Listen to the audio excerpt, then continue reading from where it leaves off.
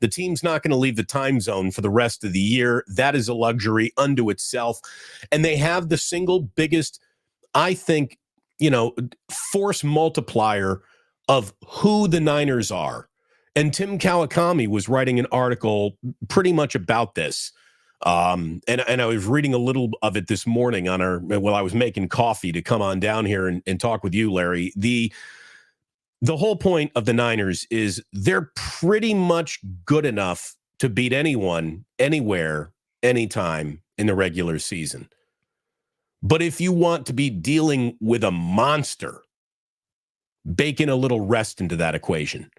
When the Niners have had their rest, when they've been healthy, that's when they've put their most overwhelming statements of football out on the football field. And what a luxury that they've worked all regular season to be able to afford for themselves the rest that is now built in, not only to the bye week, but thanks to the Arizona Cardinals. Muffin baskets for everybody in Arizona. Send flowers to the Bidwells. Send flowers to Kyler Murray, and send the biggest basket you got to James Conner. Oh, my God, Larry.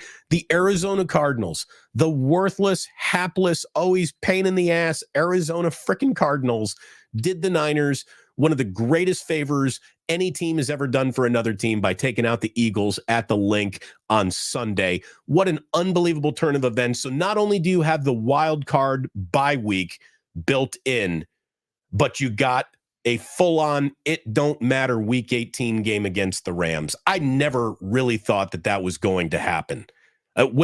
When the 49ers dumped the game to the Ravens on Christmas, I thought that ship had sailed. I thought that they were going to have to go 2-0 because I really, even though I'm Mr. Anyone could beat anybody on any given day, I didn't see the Eagles losing at home to the Cardinals, but it happened. Well, I know. And way to go, Jonathan Gannon, and way to go, Cardinals. And Kyler was great, and Dortch made a huge play. And yeah, I mean, the Eagles are reeling, and their fans are jumping ship. They're booing their team off the field. The play calling in that game was horrible by Sirianni. Literally, Eagles fans who were in the Super Bowl last year praising Sirianni as better than Shanahan and one of the top-tier coaches in all of football.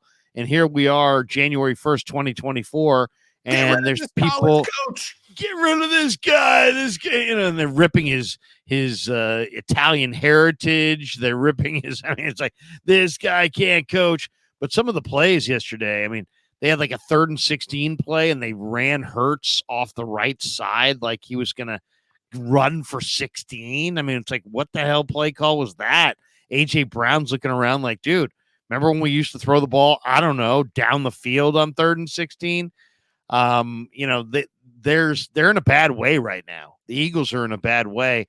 And the Cardinals, I mean, that was a perfect spot for them. It's like they're trying to send a message. They're trying to establish a culture.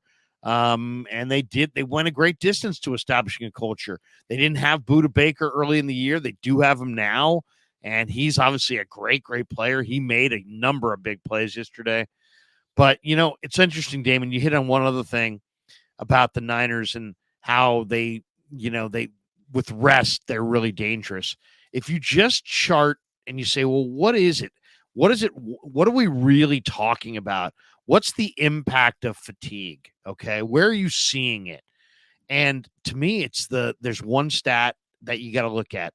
Look at the Niners missed tackles. Okay. This is what it's been this year. Week 1, 7. Week 2 against the Rams, that's Steelers. Week 2 against the Rams, 8. Week 3, so they're not early in the year. A lot of times teams miss tackles because there's not a lot of live hitting in training camp, right? And the regulars don't get a lot of preseason action. So right, pitchers are always ahead of the hitters in a major league season. Blah blah blah. So you're going to see some missed tackles first couple weeks. Sure enough, they did. Okay, now you get to week 3.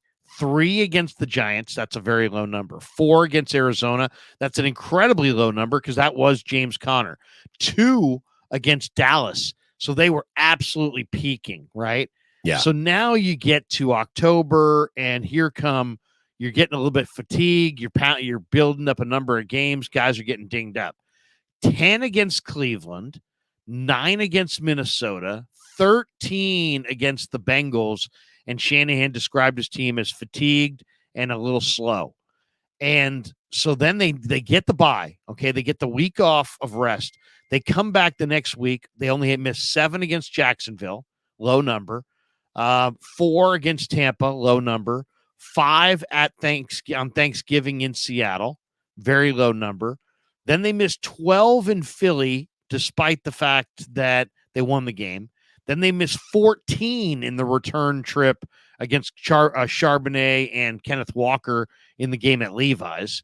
There were a lot of missed tackles in that game. Then they missed 16 against Arizona. Then they missed a bunch, I'm sure, against the Ravens. I don't have that number in front of me, but that's where the fatigue shows itself. Here's the thing. I don't even think they missed a number of tackles against the Ravens. They just threw a lot of interceptions against the Ravens. Yeah. No, because they were, and you know why they wouldn't miss a lot of tackles against the Ravens? Because they were really up for that game. You know, I mean, when they get up for a game and they're really getting their A game, they don't fall off tackles as much, but they expended a lot of energy to be in that situation. Now you've got 2 weeks to rest up. It's like double bye week. And I just think that what you're really going to see is you're going to see them just like tackling machines coming out of this thing. And that makes them, you know, I mean, we know they're an offense that can score 30, and they sometimes will go for 40. And if they've got a defense that's rested and ready and at full tilt tackling wise, they're going to be nearly impossible to get out of there. You know, there are certain positions on the field where you can't really measure an impact statistically. And maybe chief among all of those positions is D tackle. D tackle doesn't come with glorified stats usually attached to it. One of the reasons why Hargrave really stood out for the Niners to go pursue is because of all of the sacks that he had as a D tackle in Philadelphia. And he's had a good number this year too. But Eric Armstead has never really been a sack artist, but he is someone who eats up blockers and makes everyone along that defensive line function so much better than they do without him. And getting Eric Armstead back for the playoffs, rested and healthy, I can't think of a bigger development to improve this defense than that.